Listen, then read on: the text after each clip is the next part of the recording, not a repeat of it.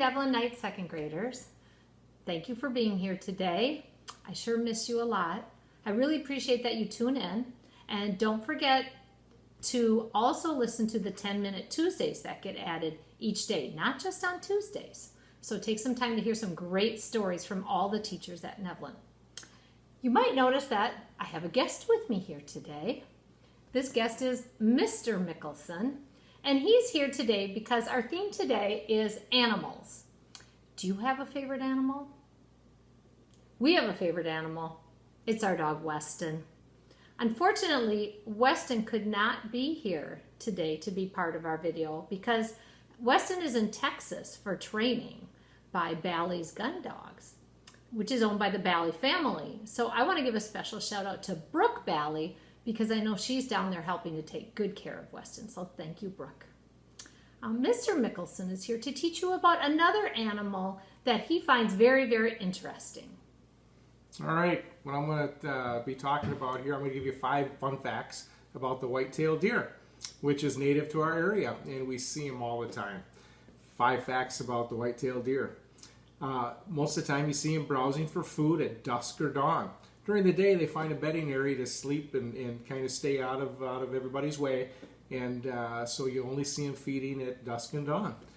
Secondly, they have very good eyesight and a very good sense of hearing and smell. So they can really tell if anybody's close to them. They can hear them, they can see them, and they can smell them. They can smell things from miles away. And thirdly, they're great swimmers. A lot of you may not know that they can swim in lakes and streams, and they'll sometimes use the lakes and streams to swim away from a predator. And they can also run 30 miles an hour. That's pretty fast, really fast. And lastly, I'll show you a few things on the fifth fact is that only males grow antlers. And antlers, I can show you that when a deer starts out as a young buck, a buck is a male deer, they have little knobs on their heads. Not quite antlers, that's usually the first year. The second year, they'll be called a forkhorn. Now I'm going to show you a few sheds that I have, and this is a forkhorn. So normally there's one on each side of the head, and these are sheds that have fallen off because they lose their antlers once a year, every year, and then the next year they grow new ones. So this is a forkhorn where there's 2 forks, and then there's another antler on the other side. So that's the first one. I can hold that. And then when they grow another year, the next set is a little bit bigger. So you'll see this has 3 or 4 on there, a little brow tine, and then your other points here. So that is a second year deer, or maybe a third year. So that's what it looks like there.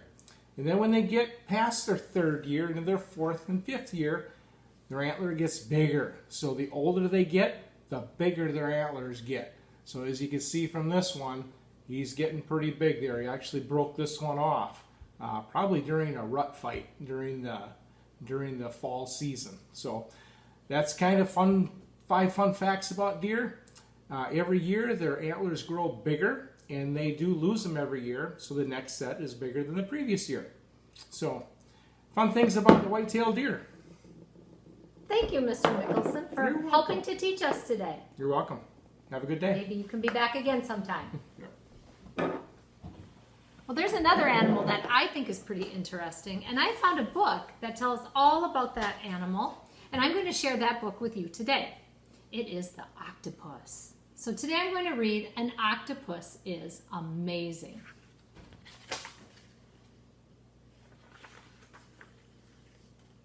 There are more than 150 known kinds of octopuses. An octopus is an animal that lives in the sea. It has a soft, bag-shaped body and 8 rubbery arms. The common octopus lives in a den near shore. It may make its den in a cave or a wrecked ship, in a shell or a tin can, under a rock or in a crack in a rock. Every octopus lives alone. Its den is small, just big enough to hold the octopus. An octopus can squeeze into a small space because it has no backbone. In fact, it has no bones at all. An octopus can change color in a flash. Usually the octopus matches its surroundings and is hard to see. If it climbs into an empty shell, it turns pink and gray. If it crawls among rocks and seaweeds, it may turn brown and gray and green. An octopus can have colored spots or stripes. It can be half one color and half another. Color changes can help an octopus to hide or to escape from enemies. They may also show how an octopus is feeling. Scientists say an angry octopus turns dark red. A frightened one turns pale. An octopus that is enjoying a meal shows pleasure by changing color. An octopus has a big appetite. Can you guess its favorite food? Its favorite food is a crab. But it also likes lobsters, clams, and other shellfish. Sometimes an octopus waits in its den until a meal passes by. Then it reaches out an arm and grabs. Each arm is lined with suckers. They work like little rubber suction cups. Can you see those? The common octopus has 240 suckers on each arm. The octopus holds its food with its suckers and examines it. The octopus carries its catch toward its mouth. The mouth is on the underside of the body, and inside it is a hard, curved beak. The octopus uses its beak to crack the shell of its prey. It squirts the prey with poison from a gland in its mouth. When the prey is paralyzed or dead, the octopus feeds. Sometimes an octopus leaves its den and hunts for food. It hunts by sight using its sharp eyes. The octopus may crawl along using its suckers to hold onto rocks and pulling itself forward. Or it may jet by drawing in water and shooting it out through a tube, which is called the siphon. With each spurt, the octopus jets through the sea. Once the octopus spies something to eat, it spreads its webbed arms. It floats down and wraps itself around its prey. It may store crabs or clams in its suckers and take them home to eat. When an octopus has eaten, it tidies up its den. It clears out the shells using its siphon to blow them away. Sometimes other animals try to eat an octopus. The octopus does not fight. Instead, it tries to hide or escape. If a big fish attacks, this part's really cool, the octopus changes color and jets off. The octopus no longer looks like the animal the fish was going to attack, and so the fish is fooled. An octopus can also give off an ink black liquid through its siphon. So that siphon is a pretty handy thing to have. The ink, this part's really interesting. The ink forms a blob that has the shape and smell of an octopus. The enemy then attacks the blob, and then the octopus escapes. That is how an octopus defends itself against the moray eel. That is its most dangerous enemy. A moray eel is big enough to swallow an octopus whole.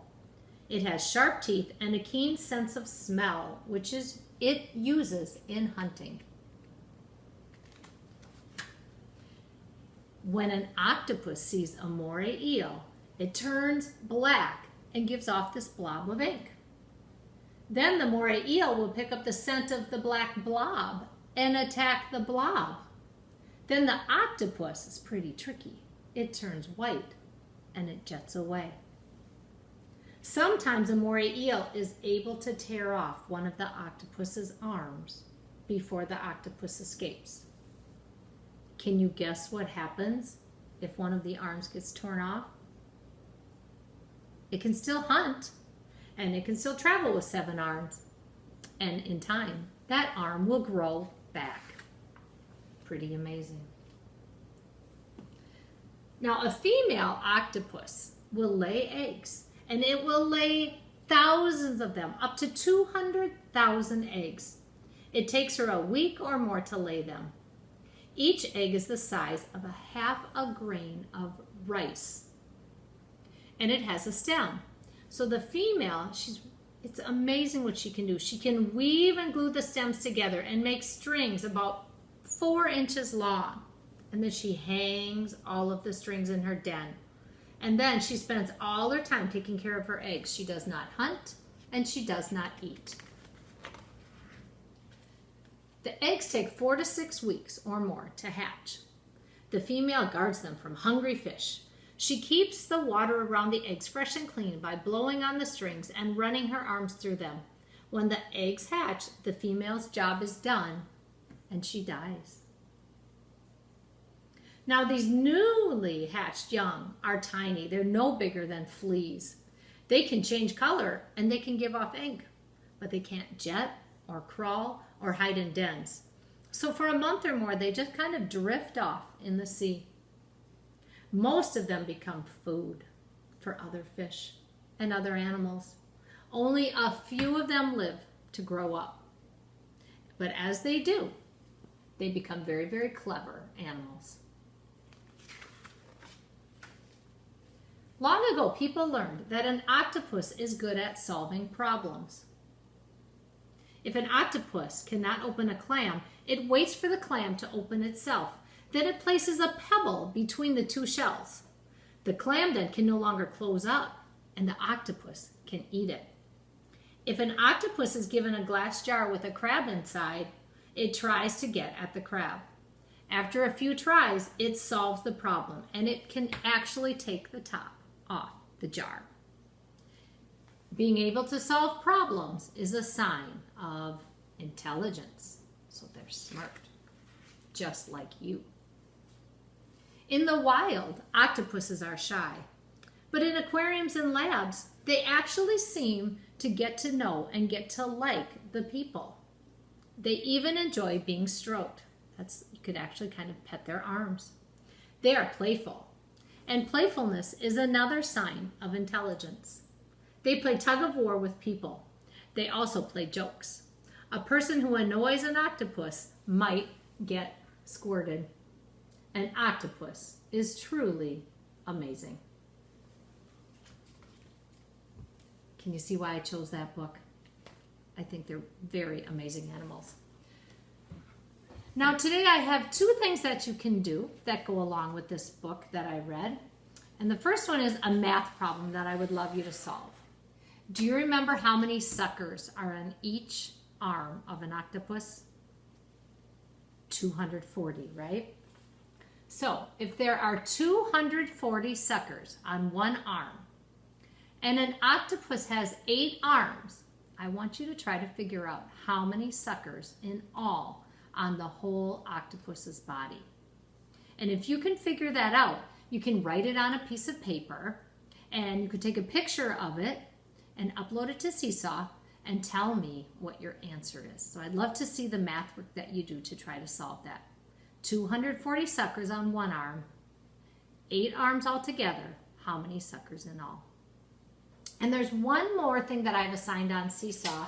And you know that this book was a nonfiction book full of facts. Well, I have assigned a fiction book that has an octopus as a character. And it is called Roof Octopus. So if you look for the Roof Octopus activity on Seesaw and you complete that, then you will truly be an octopus expert as well. So I hope you have a great day. I'll be back tomorrow. Bye.